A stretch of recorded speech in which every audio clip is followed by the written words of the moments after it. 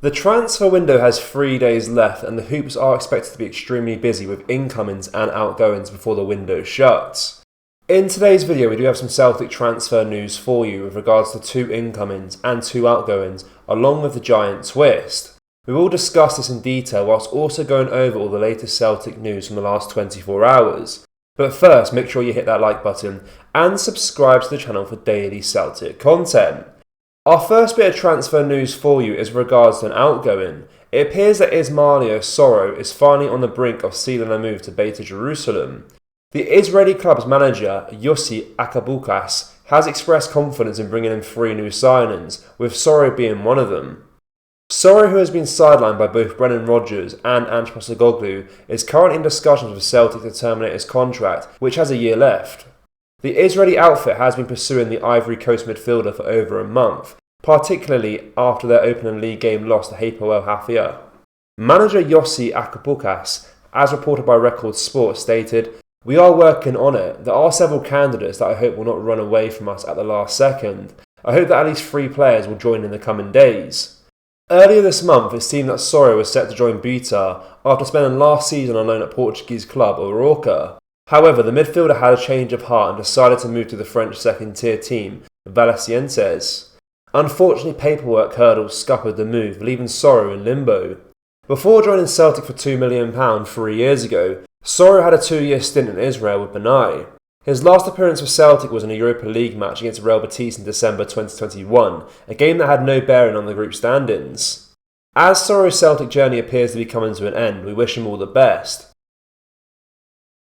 The second outgoing is of course with regards to Albion Ajeti.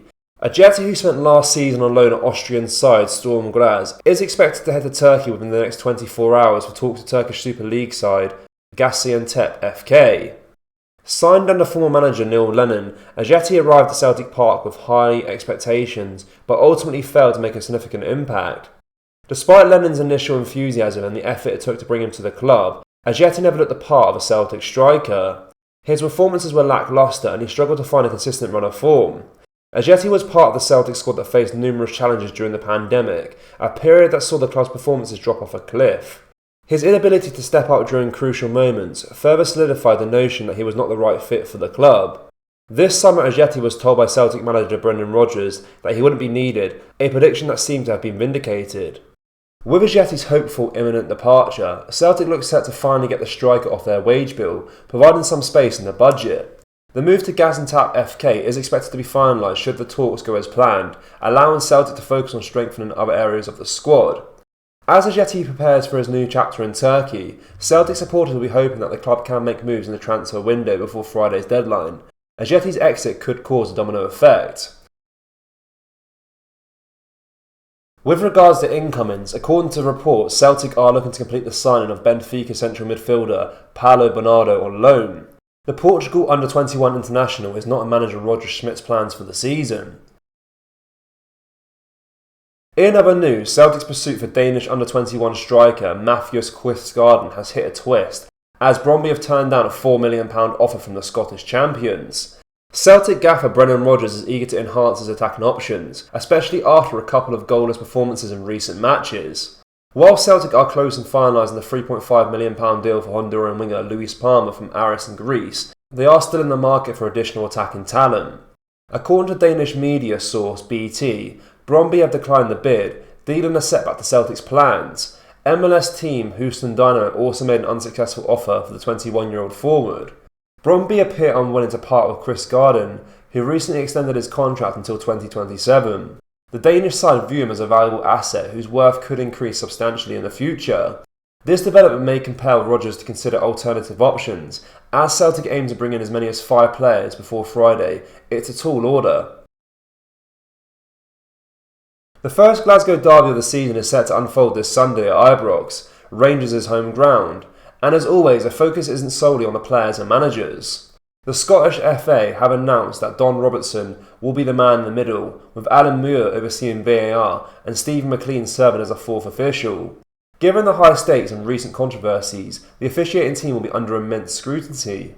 Adding to the tension is the fact that we know Celtic fans at Ibrox. A ticket row between the two clubs have reached an impasse, with Celtic expressing concerns over supporter safety. The absence of the Hoops faithful is sure to make an already challenging atmosphere even more daunting for Brendan Rodgers and his team. Celtic have been struggling of late, failing to secure a win in their last 2 matches. Rodgers is still searching for that exclusive winning formula, and the absence of Celtic fans at Ibrox won't make his task any easier. The boys will need to dig deep and pull out a big performance that defies the odds. Don Robertson's appointment as a referee has already sparked conversations among the Celtic community.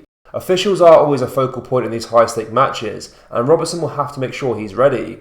Stevie McLean, the 4th official for the match, is another name that adds to the list of scrutinised figures. His role may be less visible than Robertson's, but in a match where tensions run high, every official's decision could be a potential flashpoint. Celtic have less than 4 days to add to their first team squad and change the perception of the summer window. As things currently stand, the Hoop squad is weaker than it was when Brendan Rodgers entered the building. That's just our opinion. It's something Rodgers admitted himself last week. Jota, Aaron Moy and Carl Starfelt have all departed the scene for various reasons. The likes of Mark Nowocki, Hoyun-Jun Yang and Odin Thiago Home have arrived, but the majority of our recruitment has consisted of project signings. With a number of key personnel currently out injured, there really is an onus on our club to complete some much needed business before the midnight deadline on Friday. Luis Palmer is certainly someone we expect to be signed on the dotted line well in advance of the deadline. The Honduran flew to Scotland on Monday evening, and the club hope they can get him signed, sealed, delivered and in training with a view to facing Rangers on Sunday. Given that his father, current manager and ex-club have all referenced him as signing for Celtic, you can mark this one as a nailed-on certainty, if there is a such thing with Celtic transfers. As the deadline day approaches and desperation grows, we may well see a loan signing from Manchester City arrive. With a move for James McAtee looking less likely, fellow City youngster Tommy Doyle could be a goer. Wolves attacker Daniel Ponix could still be the box office signing the Celtic support have craved all summer. The 27-year-old is known to Rodgers from his time down south. With his contract at Molineux up in less than a year, there would be hopes that we could sign him on a cut price deal. Being honest though, a transfer does look a tad unlikely at this stage, but stranger things have happened in the closing days of the window. Finally, at left-back, Nantes' Quentin Merlin was someone the club was said to be showing strong interest in a fortnight ago. Things have gone a little quiet since then, but a reported £7 million fee is more than affordable for us. Celtic fans, what do you make of our bid being rejected? And how many more players do you think we realistically need to get in before the window closes? Let me know down in the comment section below.